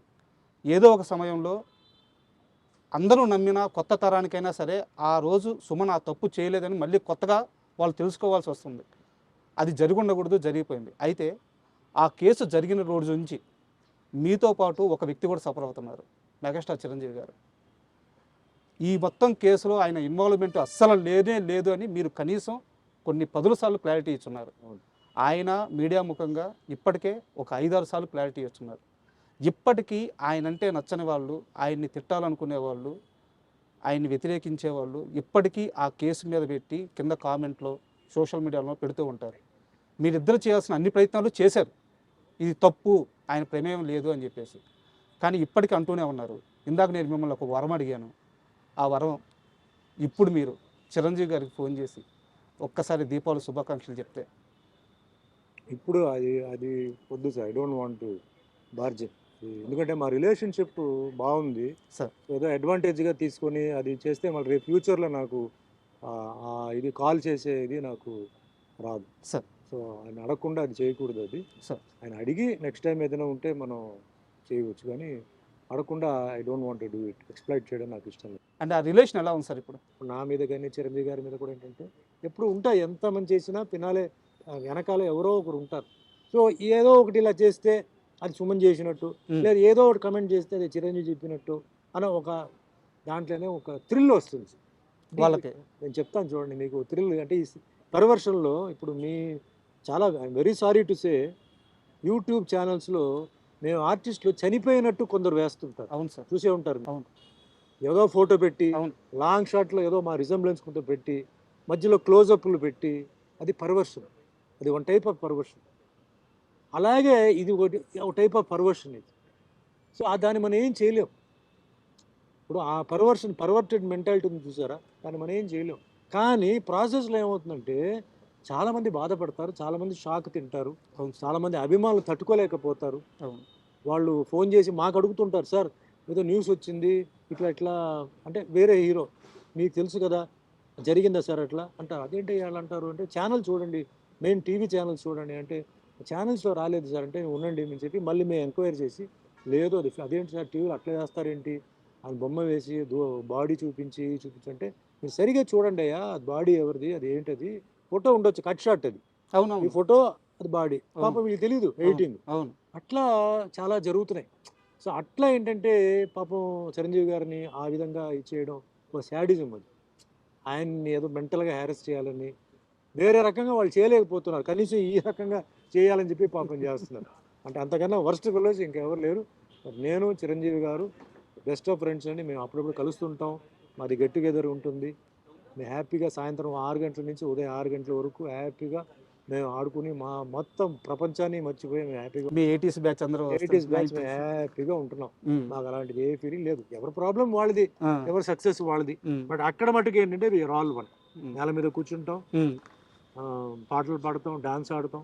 రజనీ గారు వస్తారు, అందరూ జాకీ ష్రాఫ్ వస్తారు, భానుచందర్, మలయాళం ఆర్టిస్ట్ శరత్ కుమార్ అందరూ వస్తారు. మాది వేరే. అది అక్కడ డబ్బు సక్సెస్ అదంతా ఉండదు. ఆ ఇయర్లో ఎవరైతే ఉన్నారో ఆ గ్రూప్ అనమాట. అట్లా. అండ్ మీరు ఇందాక ఈ యూట్యూబ్ ఛానల్స్ గురించి వాటి గురించి ఇప్పుడున్న జర్నలిజం గురించి ఒక మాట తీశారు కాబట్టి ఈ మధ్యకాలంలో మీరు సినిమా ప్రెస్ మీట్లు గమనించుంటారు. మనకి వేరే రాష్ట్రాల నుంచి వచ్చిన హీరోలను పట్టుకొని మీరు హీరో మెటీరియల్ కాదు అని చెప్పడం, ఒక హీరోని పట్టుకొని ఉమ్నైజరా అని అడగడం, అంటే వాళ్ళ మనోభావాలు, వాళ్ళ ఆత్మస్థైర్యం, వాళ్ళ ధైర్యం అన్నీ దెబ్బతినేలాగా జర్నలిస్టులు ప్రెస్ మీట్లో క్వశ్చన్స్ అడగడం మీ దాకా వచ్చుంటాయి అనుకుంటున్నాను. వచ్చింది. మీరు చూసిన సినీ జర్నలిజం ఎలా ఉండేది, ఇప్పటి సినీ జర్నలిజం ఎలా ఉంది? మేము అప్పుడు 75, 85, 95 సార్. అప్పుడు దాకా ఏంటంటే ఎల్లో జర్నలిజం ఉండేది. సార్ ఎల్లో జర్నలిజం ఏంటంటే కొన్ని బుక్స్ దీనికోసం ప్రింట్ అయ్యేది. అది ఎక్కడ ప్రింట్ అవుతాయో తెలియదు, మార్కెట్లో ఉంటాయి. సెక్షువల్ స్కాండల్స్, ప్రొడ్యూసర్కి డైరెక్టర్కి ఏదో గొడవ, తర్వాత హీరో హీరోయిన్కి ఏదో పెళ్ళి అయిపోయిందని, లేకపోతే ఏదో ఇట్లాంటివన్నీ వచ్చేది. అది దానికి ఒక మార్కెట్ ఉండేది, అది కొనుక్కునేవారు చాలామంది. అది నిజం అనుకొని మళ్ళా సార్ ఆ ఫొటోస్ కూడా ఏంటంటే తలకాయ కట్ చేసి పెట్టడం. ఇప్పుడు కొన్ని హీరోయిన్స్ నేకెడ్గా ఉండేలాగా ఓకే, హెడ్ని కట్ చేసి, అది బాగా తెలిసేది హెడ్ కట్ చేసి పెట్టారని. అంటే మీ తరం కూడా చాలా ఇబ్బందులు పడ్డారు. అప్పుడు అన్నీ ఉండేది సార్. బట్ అది ఒక గ్రూప్ వేరే. But good journalist were there. మంచి మేము జర్నలిస్ట్ అంతా మేము రెస్పెక్ట్ ఇచ్చాము సార్. మేము సార్ జర్నలిస్ట్ వస్తున్నారంటే లేచి నిలబడి కూర్చోమని చెప్పి భోజనాలు పెట్టి మాట్లాడి చేసేవారు. అంటే మంచి జర్నలిస్టులు ఉండేవారు. తర్వాత ఏమైంది, ఇలాంటి వాళ్ళు చేయడంతో ఏమైందంటే వాళ్ళ మీద కూడా అదే ముద్రపోయింది. అంటే ఇప్పుడు మీరు అన్న టాపిక్లో హీరోయిజం గురించి, పర్ఫార్మెన్స్ గురించి అది వేరే, ప్రైవేట్ మ్యాటర్స్కి పోవడం, పర్సనల్ మ్యాటర్స్కి పోవడం ఇది వేరే. ఒక దీంట్లో సరిగా యాక్ట్ చేయలేదంటే అడగడం తప్పులేదు. ఏంటి సార్ మీరు మంచి యాక్టర్ కదా, మీరు ఎందుకు దీంట్లో సరిగా చేయలేదు, తప్పులేదు. బట్ వేరే ఎఫ్ఐఆర్ గురించి అడగడం, నిజమా కాదా తెలుసుకోకపోవడం, చెప్పడం, ఒకసారి అలా అనేసిన తర్వాత నేను అలా అనుకోలేదు సార్ ఇదా, అది తప్పది. Journalism is a profession sir, దాన్ని జాగ్రత్తగా కాపాడుకోవాలి, కరెక్ట్ క్వశ్చన్స్ అడగాలి. మీకు ప్రూఫ్ ఉందా చూపించండి, అడగండి. ప్రూఫ్ లేకుండా అలా అన్నారు, ఇలా ఊహించుకున్నాం. ఇప్పుడు ఒక హీరో హీరోయిన్ ఉన్నారు సార్, వాళ్ళు క్లోజ్గా మాట్లాడుతున్నారంటే వెంటనే మనం వాళ్ళు ఇద్దరు లవ్లో ఉన్నారు, ఎఫ్ఐఆర్లో ఉన్నారు అనుకోకూడదు. అవన్నీ పోయింది. అది ఇప్పుడు జనరేషన్ కూడా చేంజ్ అయిపోయింది సార్. ఇప్పుడు అబ్బాయిలు అమ్మాయిలు బయట వెళ్తున్నారు, హోటల్కి వెళ్తున్నారు, తింటున్నారు, బయట టూర్స్కి వెళ్తున్నారు, పేరెంట్స్ వదులుతున్నారు, ఎవరి డిస్టెన్స్ వాళ్ళు మెయింటైన్ చేస్తున్నారు. స్టూడెంట్స్ని ఇప్పుడు చాలామంది మనం తప్పుగా అనుకుంటాం, రాంగ్ అది. వాళ్ళు they are thinking in a different way. మనకన్నా వాళ్ళు 100 times బాగా, అంటే ప్రొఫెషన్గా మనం ఎలా ఎదగాలి, ఫ్యూచర్లో నువ్వు ఏమవుతున్నావు, ఏం చదువుకుంటున్నావు, నీ ప్లాన్ ఏంటి, ఈ విధంగా ఆలోచించే వాళ్ళు ఉన్నారు. టూర్స్కి వెళ్తున్నాం, ఆ మధ్యలో కొంచెం అలాంటివి వచ్చి కొంచెం జర్నలిస్ట్ మీద కొంచెం బ్యాడ్ వచ్చింది. సో జర్నలిస్ట్ని అవాయిడ్ చేయాలని చెప్పి కొన్ని వచ్చింది. కొన్ని జర్నలిస్ట్ మీద కూడా ఏంటంటే కొందరు వాళ్ళు మిస్బిహేవ్ చేయడం, వాళ్ళు మాట్లాడడం తెలియక ఏదో, అంటే 10 మంది ముందు మనం అడిగితే అని చెప్తాం, అక్కడతో మేము కట్ చేసేస్తాం కదా, మేము ఎంకరేజ్ చేయం కదా. సో జర్నలిస్ట్ అనేది ఇట్స్ ఎ గ్రేట్ ప్రొఫెషన్. అది కరెక్ట్గా హ్యాండిల్ చేయాలి. కరెక్ట్గా చేస్తే ఎప్పటికీ మర్యాద ఉంటుంది, ఎప్పటికీ రెస్పెక్ట్ ఉంటుంది, లేకపోతే ఆ రెస్పెక్ట్ పోతుంది సార్. సార్ సుమన్ అనే వ్యక్తి పుట్టిందే ఆ శ్రీనివాసుని క్యారెక్టర్ చేయడానికి అని చెప్పి ఇప్పటికే కొన్ని లక్షల మంది నమ్మేశారు. మీరు నమ్మేయడం కాదు, నిజం కూడా అది. ఆ పాత్ర అంటే ఆ పాత్ర గొప్పతనం అటువంటిది. అయితే ఆ పాత్ర సుమన్ గారి దగ్గరికి వచ్చే ముందు శోభన్ బాబు గారి దగ్గరికి వెళ్ళింది, ఆయన చేయలేను అన్నారు, తరువాత సుమన్ గారి దగ్గరికి వచ్చింది అని చెప్పి అంటారు. మీ దాకా వచ్చింది ఈ న్యూస్? లేదు సార్, అది రూమరే. ఎందుకంటే అప్పుడు నాగార్జున గారికి ఏజ్ వైజ్గా ఈక్వల్గా ఉండాలి, ఓకే, ఇమేజ్ వైజ్గా ఈక్వల్గా ఉండాలి, అప్పుడే బ్యాలెన్స్ చేయగలుగుతాం అని చెప్పేసి డిసైడ్ చేశారు సార్. ఇది రూమరే. సోహన్ బాబు గారు అప్పటికే రిటైర్ అయిపోయారు సార్. రిటైర్ అయిపోయారు. అప్పట్లో ఆయన అందగాడు మీకు తెలుసు, ఆయన చేశారు. ఆ టైంలో ఆయన వెంకటేశ్వర స్వామి, రాముడు, కృష్ణుడు ఇవన్నీ ఆయన చేశారు. బట్ ఈ సినిమాలో అది ఓన్లీ రూమరే. ఎందుకంటే ఏజ్ బ్యాలెన్సింగ్ ఉంది, ఇమేజ్ బ్యాలెన్సింగ్ ఉంది సార్. అన్నమయ్య సినిమాలో అన్నమయ్య, నాగార్జున, మరి వెంకటేశ్వర స్వామి ఎవరు, ఆ ఏజ్ గ్రూపే రావాలి, ఆ బ్యాలెన్సింగ్ రావాలి. సో ఎవరు అక్కడ వెతకడం జరిగింది. ఆఖరికి వెతికి ఆఖరికి నాకు వచ్చిందనమాట ఆ క్యారెక్టర్. తప్ప సోహన్ బాబు గారిని అడిగారు, ఆయన వద్దన్నాడు, అప్పుడు నా దగ్గరికి వచ్చింది. అది రాంగ్ న్యూస్, రూమర్సే. అండ్ కొన్ని నెలల క్రితం తిరుమల వెళ్ళి రాఘవేంద్రరావు గారిని కలిశాను నేను. సార్ని కలిసి ప్రసాదం ఇచ్చి సార్తో మాట్లాడినప్పుడు కూడా, అంటే ఎప్పుడైనా సరే అన్నమయ్య అనే ఆ సినిమాని తీసిన వ్యక్తి కానీ, అందులో నటించిన వాళ్ళని కానీ, ఆ సినిమా గురించి మాట్లాడుతుంటే కానీ ఒక రకమైన గూస్బంప్స్. ఇప్పుడు కూడా ఆ సినిమాని ఇప్పుడు రిలీజ్ చేస్తే చూడాలని కొన్ని కోట్ల మంది ఎదురు చూస్తున్నారు సార్. ఎప్పుడు ఉంటుంది? Annamayya cannot be redone sir, but can be rereleased. Yes. ఎందుకంటే అన్నమయ్య చేసినప్పుడు ప్రతి ఒక్కరు దాంట్లో ఒక గుడికి వెళ్తే మాల వేసుకుని ఎలా ఉంటారో ఆ విధంగా అందరూ ఉన్నారు సార్. భయం భక్తితో ఉన్నారు, అందరూ చాలా నిష్టగా చేశారు. నేను ఒకడనే కాదు, అందరూ. డైరెక్టర్ రాఘవేంద్ర గారు అయితే హ్యాట్స్ ఆఫ్. ఆయన ఎర్లీ మార్నింగ్ లేవడం రావడం, ఆ ఒక డిగ్నిటీ మెయింటైన్ చేయడం. Annamayya cannot be remade sir, it can be only retelecasted. అదే సార్ సో ఇప్పుడు అది డిజిటల్గా మళ్ళీ కరెక్షన్స్ చేసి మళ్ళీ అది చేయాలి. ఆ రాఘవేంద్ర గారే చేయాలి, ఆయన చేతిలో ఉంది. అది రావాలి, మళ్ళీ మళ్ళీ ఒక రౌండ్ అది తిరగాలి అనేది నా కోరిక. అంటే మీ నోటి ద్వారా వస్తే చాలా ఈజీగా పని అయిపోద్ది. వెంకటేశ్వర స్వామి గారికి మనం మెసేజ్ పెట్టాలి. ఆ వెంకటేశ్వర స్వామి దాన్ని మళ్ళీ రీరిలీజ్ చేసి, అంటే ఇప్పుడున్న డిజిటల్ కరెక్షన్స్తో, డిజిటల్ సౌండ్స్తో, వాటితో చేసి, అంటే డాల్బీ సిస్టమ్ ఇలాంటివన్నీ బాగా ఇప్పుడు చేంజ్ అయింది కదా, ఆ లెవెల్లో దాన్ని చేస్తే నిజంగా చాలా గొప్ప విషయం, చాలా గొప్ప సినిమా అవుతుంది. అండ్ అది ఆయనే రాఘవేంద్ర గారే దాన్ని చెయ్యాలి. మేమందరం వెయిటింగ్ సార్ ఆ సినిమా కోసం. నేను జీవితంలో ఎంతోమంది డైరెక్టర్స్తో వర్క్ చేశాను. రాఘవేంద్ర గారితో నేను కమర్షియల్ సినిమా చేయాలని చెప్పి అనుకున్నాను, అవకాశం రాలా. నాకు మార్కెట్ ఉన్నప్పుడు ఆయన బిజీ, నాకు ఆయనకి ఖాళీ చేద్దాం అన్నప్పుడు నాకు మార్కెట్ కొంచెం అప్ అండ్ డౌన్. ఆయనంతా ఒక సిస్టమ్ వదిలేసాను, తర్వాత చూద్దాం. కానీ భగవంతుడు ఏం చేశాడు, అద్భుతం. అదంతా వద్దురా నీకు, అంతకన్నా బెటర్ ఇస్తాను నేను రాఘవేంద్రరావుతో, నువ్వు ఉండని చెప్పి ఇది ఆయన చేతులతో నన్ను చేశారు. ఆ సినిమాలో అంత గొప్ప పేరు, ఆ సినిమాలో ఆ లుక్, ఆ సినిమా ఆ ఫీలింగ్ అది వచ్చిందంటే డైరెక్టర్ రాఘవేంద్ర గారు, ఎంటైర్ టెక్నీషియన్స్ అండి, అందరికీ వందనాలు. అలాగే అవకాశం ఇచ్చిన నాగార్జున గారికి, మోహన్ బాబు గారికి, అందరికీ నేను పాదాభివందనాలు నేను చేస్తాను. సార్ ఇందాక శోభన్ బాబు గారి ప్రస్తావన వచ్చింది కాబట్టి ఒక క్వశ్చన్ సార్. శోభన్ బాబు గారు ఇన్వెస్ట్మెంట్స్ విషయంలో ఇండస్ట్రీలో చాలామందికి ఒక మార్గనిర్దేశం చేశారు. ఆయన మాట విని లైఫ్లో బాగా సెటిల్ అయిన వాళ్ళు చాలామంది ఉన్నారు అని చెప్తారనమాట. మీరు మీ లైఫ్లో ఇన్వెస్ట్మెంట్స్ ఎలా చేశారు? ఈరోజు మీ ఫైనాన్షియల్ పొజిషన్ ఎలా ఉంది? నేను అప్పట్లో నాకు అంత సీరియస్గా నేను అంటే ఈ మల్టిప్లికేషన్ తర్వాత ఇవన్నీ నేను చేయలే సార్. సో నేను మీకు చెప్పాను కూడా, నేను డబ్బు విషయంలో ఏంటంటే ఇండస్ట్రీలో ఉండాలి తప్ప డిమాండ్, సినిమా ఆపేయడం, లేకపోతే అది చేయడం ఇవి చేయడం అవన్నీ నేను చేయలే. కొన్ని లాస్ట్ మినిట్లో కొన్ని ప్రొడ్యూసర్స్ నాకు ఇవ్వలేదు, అది పోలేదు. సో ఫైనాన్షియల్గా చెప్పాలంటే నేను పెద్ద సౌండ్ నేను చెప్పను, ఐఎమ్ జస్ట్ ఓకే. అసెట్స్ అనేది ఉన్నాయి, అక్కడక్కడ నాకు అసెట్స్ ఉన్నాయి. సో అంత ఫైనాన్షియల్గా ఎవరితోనో కంపేర్ చేయాలి, లేకపోతే ఆ విధంగా మనం ఒక ఇది ఉందని చెప్పి మట్టుకి నేను చెప్పను. బట్ సోహన్ బాబు గారు ఆయన అడ్వైస్ ఇచ్చారు, బట్ ఆయన ఇచ్చిన అడ్వైస్ అందరికీ అది కుదరలే. ఎందుకంటే నాకు చేశాను దోషి నిర్దోషి సినిమాలో, సో చెప్పినాడు కూర్చో. ఆయన డాక్టర్ మా మదర్ స్టూడెంట్, ఓకే, మృదుల అని చెప్పి మా మదర్ స్టూడెంట్. సార్. సో దోషి నిర్దోషి సినిమాలో నాకు ఫస్ట్ పరిచయం అయినప్పుడు ఆయనకి ఎల్ఐసి పాలసీస్ అన్ని బాగా చేసేవారు అనమాట. అప్పట్లో అదే ఇన్వెస్ట్మెంట్, అదే బాండ్స్ ఇవన్నీ అలా అది అన్నీ ఆయనకి చెప్పేవారు. బట్ సేమ్ టైం సోహన్ బాబు గారు ఆయన లైఫ్ స్టైల్ కూడా వేరే అండి. ఆయనది అన్ని branded shirts, branded shoes, branded glass, perfumes, ఇవన్నీ చాలా క్లాస్, చీప్ ఇది ఉండదు ఆయనకి. అప్పట్లో కారు కూడా ఏంటంటే ఆయన మంచి మాడిఫైడ్ కారు ఇలాంటివన్నీ ఆయనకి ఇది అంటే ఆ షోక్ ఉండేది అనమాట. ఆయన కూడా చెప్పేవారు లైఫ్లో ఇంత సేవ్ చేయాలి, ఇంత మనం ఏంటంటే స్పెండ్ చేయాలి. ఆ స్పెండింగ్ ఎవరంటే వేరే వాళ్ళ మీద కాదు, మన మీదే చేయాలి. మనం మంచి ఆర్టిస్ట్ కాబట్టి మంచి బట్టలు, మంచి బయటికి వెళ్ళినప్పుడు మనం సినిమా షూటింగ్ బట్టలు వేరే, మన స్టైల్ ఇలా అలా ఉండాలి అని చెప్పేవారు. పర్ఫ్యూమ్స్ అన్నీ ఆయన దగ్గర బాగా నాకు చెప్పేవాడు. ఆయన పర్ఫ్యూమ్స్, ఏమేమి పర్ఫ్యూమ్స్, గ్లాసెస్ ఎస్పెషలీ ఆయన గ్లాసెస్ పిచ్చి బాగా ఉండేది.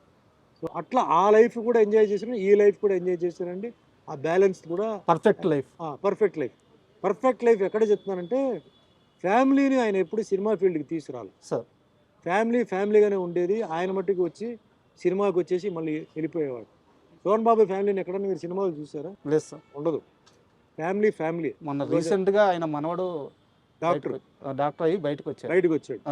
లేకపోతే ఫ్యామిలీ ఎప్పుడు బయటకు రా, కొడుకు కానీ కూతురు కానీ ఎవరు రాలేదు. హీరో సుమన్ గారు కూడా ఈ విషయంలో సోహన్ బాబు గారిని ఫాలో అవుతున్నారు. 100% సార్. ఫ్యామిలీగానే ఉంటుంది. పని అంటే పని అంటే ప్రోగ్రాము, ఫంక్షన్. ఎందుకంటే ఆ ఫ్యామిలీ లైఫ్ అనేది డిస్టర్బ్ అవ్వకూడదు. వర్క్ ఇంటికి వెళ్దు, ఇల్లు వర్క్కి రాదు. ఓకే, నేను వర్క్లో ఉన్నప్పుడు ఇంటి నుంచి ఫోన్ రాదు. నేను ఇంటికి వెళ్ళినప్పుడు ఆ ఫోన్ అక్కడికి రాదు, అది వేరే మనిషి ఉన్నారు, ఓకే. వాళ్ళు చూసుకుంటారు. అంత అవసరం అయితే తప్ప. అంటే ఇప్పుడు సెల్ ఫోన్ ఉంది కాబట్టి మెసేజ్, ఎమర్జెన్సీ అయితే వాట్సాప్ మెసేజ్, అంతే. మాట్లాడాల్సిన పని లేదు, వాట్సాప్ మెసేజ్. ఫ్యామిలీకి ఒక ఫ్యామిలీ దొరకడం అనేది చాలా అదృష్టం సార్. ఒక భార్య, పిల్లలు. ఎందుకంటే ఇప్పుడు చూస్తున్నాను కదా, అన్ని సిస్టమ్ మారిపోయింది. అవును. తల్లిదండ్రులను ఎవరు అంటే గమనించట్లేదు, మాట్లాడడం. ఎందుకంటే రెండు సైడ్ల మిస్టేక్ ఉంది. ఎవరికి వాళ్ళు తల్లిదండ్రులు బిజీ అంటున్నారు, ఫారెన్ అంటున్నారు, ఆ ఫంక్షన్ అంటున్నారు, ఈ మీటింగ్ అంటున్నారు. మరి ఎప్పుడు మీరు పిల్లలతో టైం స్పెండ్ చేసి, పిల్లలు ఎవరితో మాట్లాడాలి? పక్క ఇంటి వాళ్ళతోనా, పని వాళ్ళతోనా, ఎవరితో? అది అర్థం చేసుకోవాలి. 50% ఫాల్ట్ పేరెంట్స్. మీరు చెప్తారు పేరెంట్స్, పిల్లలు నన్ను పట్టించుకోవట్లేదండి, పిల్లలు నన్ను తిడుతున్నారండి, పిల్లలు కొట్టడానికి వచ్చారండి. ఎందుకు వస్తారు కొట్టడానికి? ఎందుకు తిడుతున్నారు? మీరు ఎన్ని రోజులు ఉన్నారు పిల్లలతో? నేను అందుకే చిన్నప్పుడు ఉన్నప్పుడే, మా పాప చిన్నప్పుడు ఉన్నప్పుడే నేను ఇంటికి వెళ్తే, ఆవిడ స్కూల్ నుంచి వస్తే ఆవిడతో నేను టైం స్పెండ్ చేసేవాడు. ఏదో స్కూల్ నుంచి బుక్స్ అది ఇది ఏదో అట్లా ఇట్లా.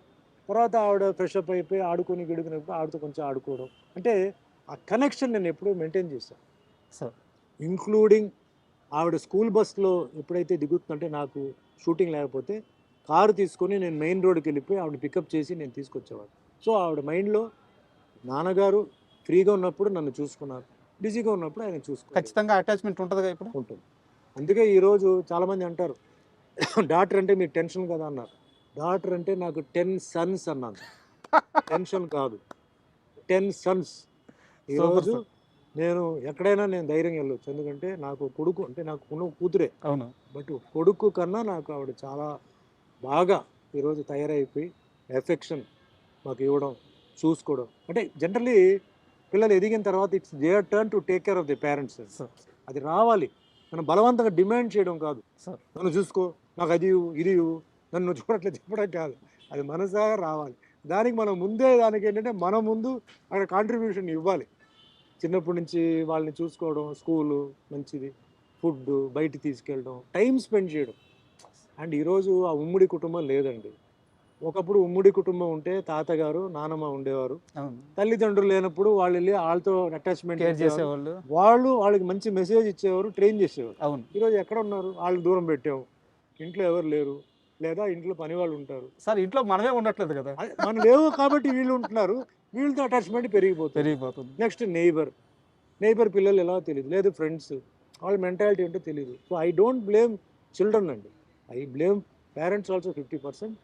చెప్పాలి ఇది కరెక్ట్ కాదు, ఇది కరెక్ట్, మీకు ఎంత ఇవ్వాలో అంతే ఇవ్వాలి. స్పాయిల్ చేసి అయ్యో నేను ఎక్కువ డబ్బు ఇచ్చానండి అందుకే ఇలా అయిపోయింది, ఎక్కువ ఫ్రీడమ్ ఇచ్చానండి. ఫ్రీడమ్ ఇవ్వాలి. ఎప్పుడు ఇవ్వాలి? వాళ్ళకి ఆ మెచ్యూరిటీ ఏజ్ వచ్చిన అప్పుడు ఇవ్వాలి. నువ్వు ముందే ఇచ్చేస్తే వాళ్ళకి ఏం తెలుస్తుంది వాళ్ళకి? సో అట్లా మన సైడ్లోనే మిస్టేక్ ఉంది, అది కరెక్ట్ చేసుకోవాలి. అన్నీ అట్లా చేసి కూడా పిల్లలు చూసుకోకపోతే నిజంగా దురదృష్టం. అండ్ పేరెంట్స్ని ఎప్పుడు చెప్తానండి, పేరెంట్సే దేవుడు సార్. మనం ఎవరెవరో కాళ్ళ మీద పడుతున్నాం, పేరెంట్స్ కాళ్ళ మీద పడుతున్నామా? పడట్లేదు. పేరెంట్స్ కాళ్ళు ఆశీర్వాదం తీసుకుంటే జీవితంలో ఎక్కడికో తీసుకెళ్తుంది. వాళ్ళకి తిరిగి ఇచ్చేది డబ్బు కాదండి, తిరిగి ఇచ్చేది వాళ్ళకి అభిమానం, ప్రేమ, గౌరవం. అయితే గౌరవం చెప్పి ప్లాట్ఫామ్ మీద ఎక్కి ఏదో వాళ్ళకి పూలదండ వేయడం కాదు. ఇంట్లోనే వాళ్ళని హగ్ చేయండి, వాళ్ళతో మాట్లాడండి, కూర్చోండి, వెళ్ళేటప్పుడు దేవుడిలాగా వాళ్ళ కాళ్ళు ఉంటుకోండి. మోస్ట్ పవర్ఫుల్ బ్లెస్సింగ్ తల్లిదండ్రుల ఆశీర్వాదాలు, మోస్ట్ పవర్ఫుల్ బ్లెస్సింగ్. అది ఎవరు ఇవ్వలేరు, ఓన్లీ ఒక తల్లిదండ్రి ఇవ్వగలుగుతారు. కాబట్టి ఇదివరకు చేయకపోతే ఇప్పుడైనా చేయండి, ఆ ఆశీర్వాదం పవర్ చూసుకోండి. లేదు చనిపోయారు అన్నప్పుడు కూడా వాళ్ళ ఆత్మని ప్రార్థించి, నేను ఏదో తెలిసో తెలియకుండా తప్పులు చేశాను, నన్ను క్షమించు, నన్ను కాపాడు అని చెప్తే జవాబు తప్పకుండా వస్తుంది. ఎందుకంటే ఒకరు జీవితంలో పైకి వెళ్ళలేకపోతున్నారు, కారణం ఏంటంటే ఆడ తల్లిదండ్రుల కన్నీళ్ళు ఉంటుంది, తల్లిదండ్రుల శాపం ఉంటుంది. మీరు